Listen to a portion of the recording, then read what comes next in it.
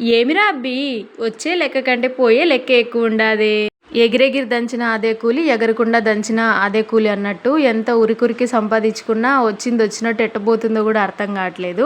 ఈ సమ్మర్ ఏమో కానీ ఈ చెమరకాయలు అనుకొని నేను లైట్ తీసుకొని చెమరకాయల పౌడర్ పూసి లైట్ తీసుకున్నా. కానీ తీరా చూస్తే అవి ఎన్ని రోజులకి తగ్గట్లేదని హాస్పిటల్కి వెళ్తే స్కిన్ ఎలర్జీ వచ్చిందని చెప్పారు. ఇంకా వాటికి తగ్గట్టు సిరప్స్, టాబ్లెట్స్ అవన్నీ తీసుకొని ఇంకా పానీపూరి తిందామని వచ్చాము.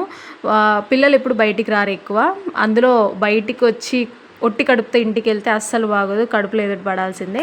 ఇది గిద్దలూరులో వన్ ఆఫ్ ద నాకు మోస్ట్ ఫేవరెట్ పానీపూరి బండి. నాకు ఇక్కడ తప్ప ఇంకెక్కడ తినాలనిపించదు. సమ్టైమ్స్ అక్కడ కూడా తినాలనిపించదు, ఎందుకంటే ఒక్కోసారి బాగా చేస్తాడు, ఒక్కోసారి బాగా చేయడు పానీపూరి. ఇంకా మా పిల్లలు మా చెప్పులు వాడినట్టుగా ప్రపంచంలో ఎవరు చెప్పులు వాడరేమో.